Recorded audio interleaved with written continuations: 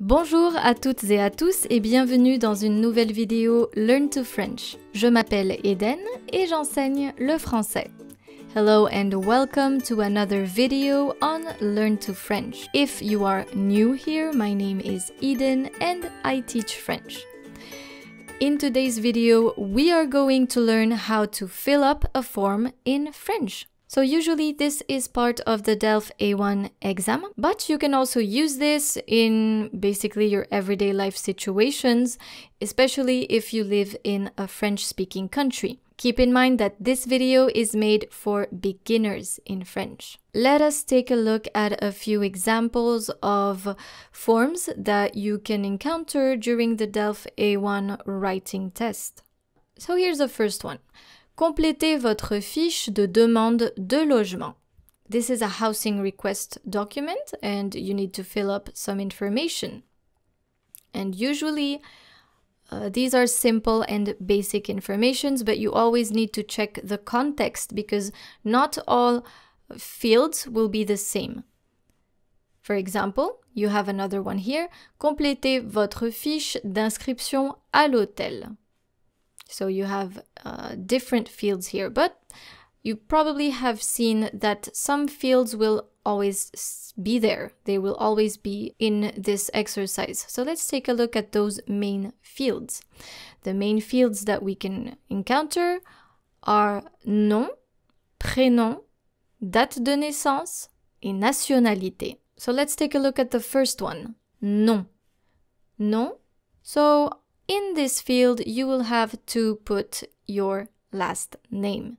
However, sometimes it can be pre-filled. So you have seen in one of those examples that there could be like an X, a series of X's or things like that. This is because the DELF A1 and basically all DELF and DALF exams are supposed to be anonymous. So you should not put in your real last name. So when it's not pre-filled, I suggest you invent a name. You can make up any kind of name. So here you see that it's pre-filled, so you don't need to put anything. You just need to complete the other fields. So if you see that this field here, the nom, is not pre-filled, then I suggest you make up a name.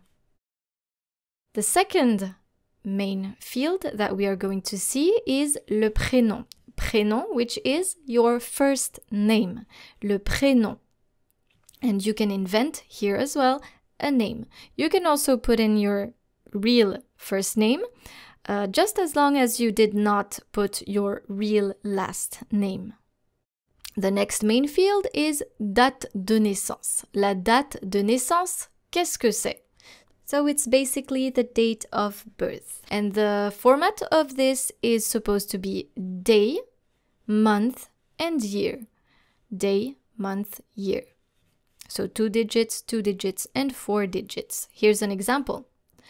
25 septembre 1983.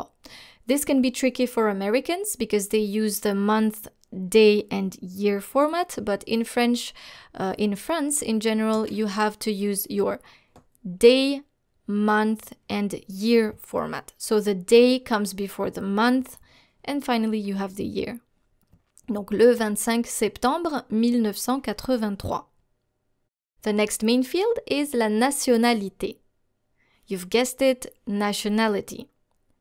And usually it's always feminine. Why is it? Because the word nationalité is feminine. And if you fill up your nationality, then it's an adjective. And the adjective will go with the noun that it describes. So the noun here is nationalité and the adjective is your nationality. So usually you have to make it feminine. Regardless if you're a man or a woman, your nationality most of the time is going to be feminine.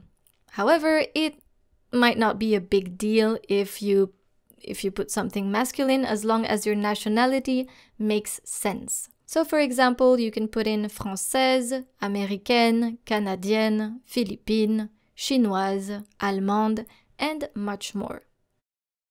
What are the other fields that we can see? So we have la situation familiale, l'adresse, le téléphone, le courriel, la profession ou situation professionnelle. Let's take a look at those. La situation familiale. So usually this means your marital status. Basically if you're married or not. So what can you write down on that field? So usually you can either say célibataire, which means single, marié, male, marié, female, married, divorcé, divorcé, divorced, en couple, in a relationship, and much more. L'adresse. You have guessed it, most probably, the address. And usually the format is quite specific. You have numéro et nom de rue, code postal et ville, et enfin pays. This is optional. The format should be street number and name. And then you have the postal code or the zip code, as some of you call it, and then the city right beside. And finally, the country, but this one is optional. For example, we have 14 rue d'Austerlitz. So we have the number and the name of the street, and then the postal code, le code postal, 69004. So usually, postal codes in France have 5 digits. 1, 2, 3, 4, 5. What is interesting here is that the postal code actually indicates what we call the département. 69 is le département du Rhône. And here we have Lyon. And finally the country, France. The next field, téléphone, this is pretty obvious, your phone number. So you can write or invent any kind of phone number. For example, 04 You can also start with 06 or 07 or any other digits. And usually it's going to be 10 digits. So as long as you start with 0 and then a number and followed by 8 digits. Usually we write them by pairs like this. 04 and Le courriel. Le courriel means email address. So if you see this field, it means that you have to put in your email address. This doesn't require any specific information because I guess that you know how to write an email address.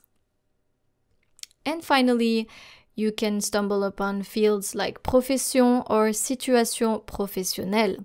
And what is this? Well, it simply means your professional situation or your job. And you can write it down in feminine or masculine form. Masculin if you're a man or feminine if you're a woman. For example, enseignant is the masculine form of teacher and enseignante is the feminine form of teacher. Another example, vendeur and vendeuse. But here you need to master your job's vocabulary. So the main goal of this exercise is to know more or less what you should put in those fields.